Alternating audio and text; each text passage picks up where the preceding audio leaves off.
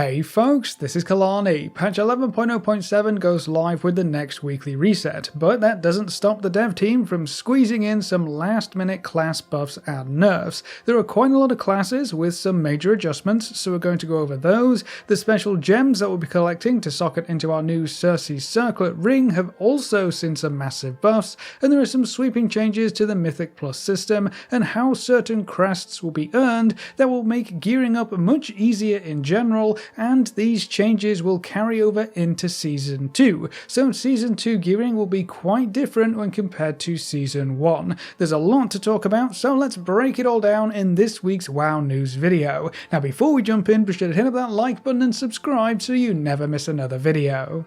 Alright, let's kick things off with the latest round of class changes. All of these adjustments will go live with patch 11.07 on December 17th, and it seems like there are only buffs to look forward to this time, so no one has to worry about getting nerfed just before a new patch goes live. Death Knights are up first, and Unholy will be getting quite a few buffs. Apocalypse Ghoul damage has been increased by 30%, Rotten Touch now increases the damage of your Scourge Strike by 60% up from 50%, Death Coil damage was buffed by 8%, and then Scourge Strike, Clawing Shadows and Vampiric Strike will all see a 10% buff, so Unholy should be doing a good chunk more damage in the new patch. Demon Hunters are up next with another buff to Fellblade that will see a 10% damage boost. The Hunt initial damage has also been increased by 10%, and then for Havoc specifically, Chaos Strike and Demon Spite and their variations will all be increased by 10% too. Moving on to Evokers, they're going to see a quick 4% buff across the board to all of their abilities and an extra 20% buff for Pyre on top of that, so they should be doing quite a bit better overall with an extra buff for their AoE potential. Hunters made the list this week as well. For marksmanship, trick shots damage percentage has been increased up to 75% from 65%, so they'll be doing more damage in all cleave and AoE situations baseline. Razor Fragments AoE damage percentage has been increased up to 35% from 25%, and then there are some buffs for Dark Ranger abilities as well. So Black Arrow damage is up 15%, Shadow Surge is up 25%, and then Bleak Powder will also see a 25% buff. Paladins are up next with some buffs for Holy. Veneration now transfers 225% of damage into healing, up from 200%. Saved by the Light absorb amount has been increased by 15%. Consecrate damage will see a 30% buff, and then Tempered in Battle will no longer activate while the Paladin is within crowd control. Priests have some very quick buffs this week too. Flash Heal will see a 15% increase, and then Holy Fire will see a 15% damage boost as well. So nothing too exciting, but at least you'll see some bigger numbers on some of your heals and some damaging abilities. Shamans are coming in swinging with the largest change this week. Surging Totem mana cost has been reduced by 25%. That is all, I'm afraid, for this week for the Shamans, but maybe you'll see some more love as we head into patch 11.1. And then we round out this week's list with the Warlocks. Affliction is going to see quite a few big damage buffs. Haunt damage has been increased by 75%. Focused Malignancy now causes Malefic Rapture to deal 25% increased damage to targets suffering from Unstable Affliction, up from 15%. Oblivion damage will see a 25% boost. Xavius' Gambit now increases the damage of Unstable Affliction by 20%, up from 15%. Perpetual Instability damage has been increased by 25%, and Siphon Life now increases Corruption damage by 30%, up from 20%. So Affliction should be dealing a good chunk more damage with these changes in play. That's it for this last round of class changes for patch 11.0.7, but remember that we don't actually usually see that many changes, especially larger changes like talent updates in these smaller 0.7 patches. The larger class updates are most often saved for the major patches like 11.1, which should arrive within the first 2 to 3 months of 2025. So even if you didn't get any real updates this time around, 11.1 should include much larger buffs, nerfs, and changes overall.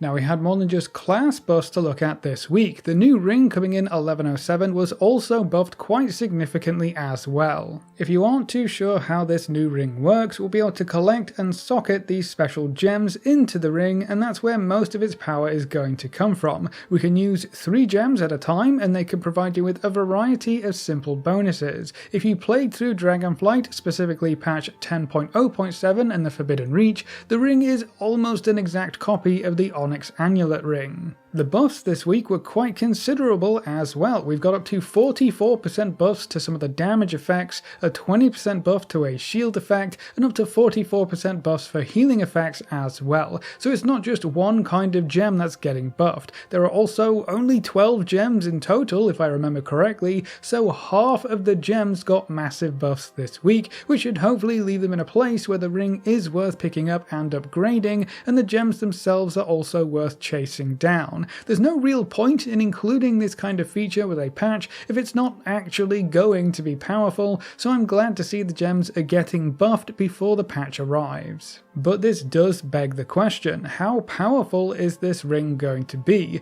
Well, you can upgrade it all the way to item level 639, so I would imagine the goal is for it to match the power level of that item level of ring, or be a bit higher to ensure that everyone is going to get some use out of it. It's also worth mentioning that the ring will provide you with various zone-specific bonuses on the Siren Isle, like being able to find extra treasures, being able to see hidden monsters, allowing your ring to trigger all available powers all at once, and eventually you will unlock the ability to fly on the island. So even if it doesn't end up being your best in slot ring for raid or dungeons, you will want to use it while on the Siren Isle no matter what. But with how the Onyx Amulet went, I imagine this ring will be the best in slot option for everyone until we get some higher item level pieces in Season 2. Back in 1007, the Onyx Amulet ring wasn't super powerful to begin with, but the dev team buffed the gems time and time again until literally every class was equipping it. They buffed it so much that players were still using it a good chunk of the way into Season 2, to the point where they then had to nerf it before folks would actually equip something else. Going into 1107, the dev team specifically said that this ring will give you a good head start in Season 2, so I expect we will see the same thing. If this ring isn't powerful enough on patch day, those gems are going to get buffed until everyone is wearing this thing. So don't take early numbers into account, make sure you pick up the ring as quickly as you can and work on upgrading it every week. Now, in other news, we'll also see some huge changes to how crests are rewarded from Mythic Plus dungeons, and gilded crests are going to become more accessible to open up those higher tiers of gear upgrades to more players. So to start with, crest rewards will now scale with the key level of the dungeon that you complete. Previously, you would get 12 crests when timing a dungeon, no matter what key level you ran, and then 5 crests if you failed the timer. In patch 1107, and at the start of Season 2, you'll now get 2 additional crests as your key level increases. So a +2 dungeon will reward 12 carved crests, and then a +3 will reward you with 14 carved crests.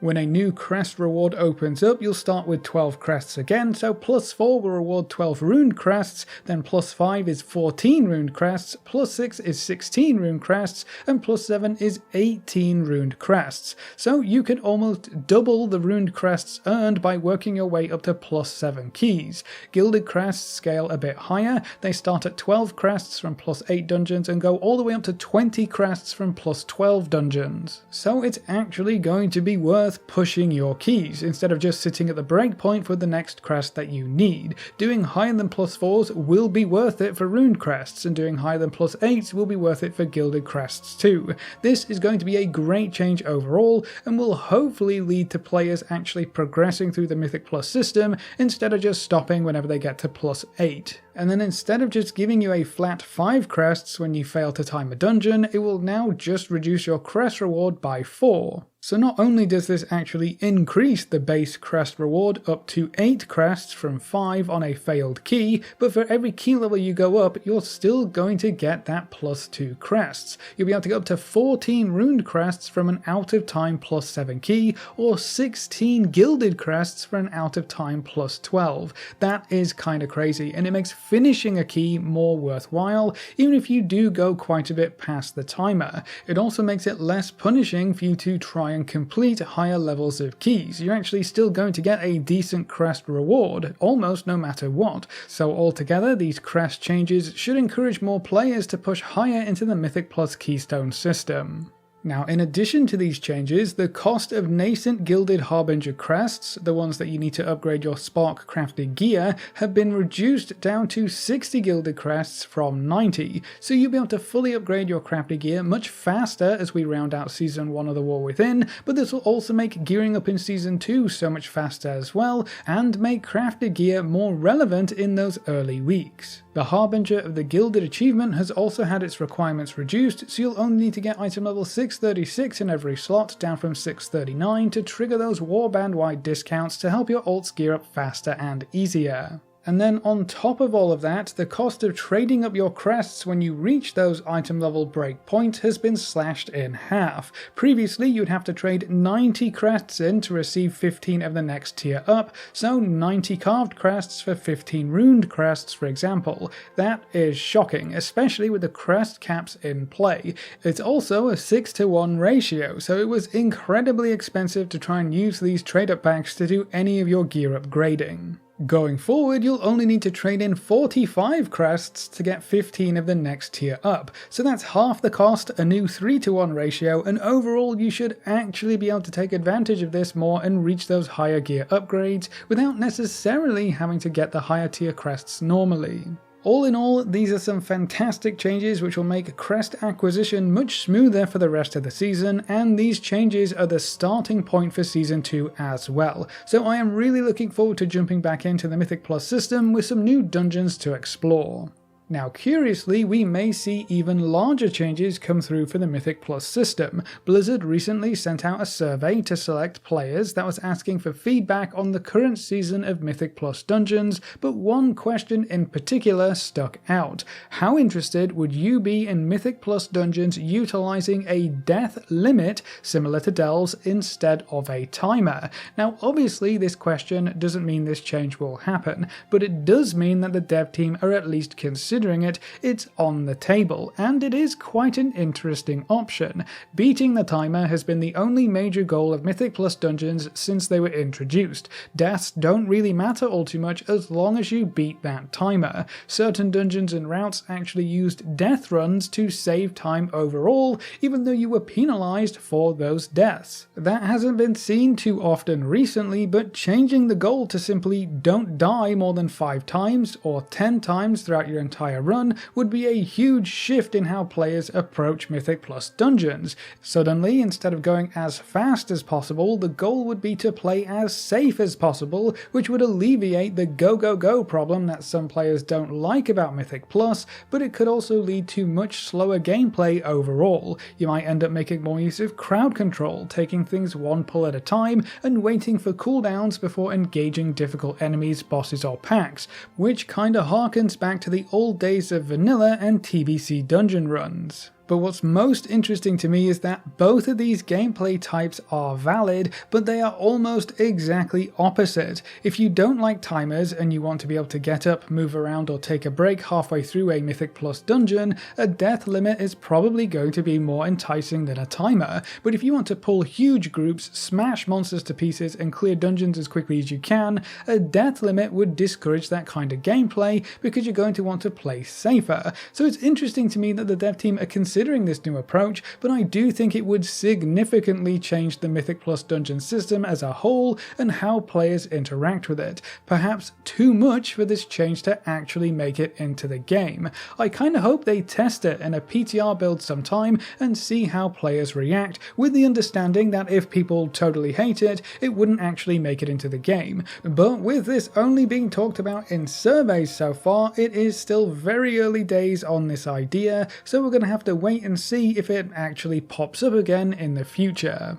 And then for the last little bit of Mythic Plus news this week, all crests are now uncapped for the rest of Season 1. I don't know how much that really means at this point in the season. The seasonal cap was pretty high, so anyone returning to the game probably wouldn't have capped anytime soon, and the folks who have been playing Season 1 this whole time are most likely done with their gearing adventures, or most of it at any rate. Uncapping the crests this late doesn't seem to be super impactful in any way, but I guess it's still important to know that you can now go ham and grind out as many crests as you want. I'm super excited for those other changes we talked about earlier. It's going to make upgrading gear easier and faster, though the crest cap will likely still be a problem in those first few weeks. So hopefully they do consider removing the cap earlier, or maybe even just removing it entirely. That'd be really nice. I guess we'll have to wait and see how this first round of Mythic Plus changes is received, and then go from there. But that's all of the updates we have as we head into patch 11.07 next week, so that's it for this video. What do you think of the Mythic Plus changes and adjustments to how crests are going to be earned? How do you feel about Mythic Plus potentially moving to a death limit instead of a time-based activity?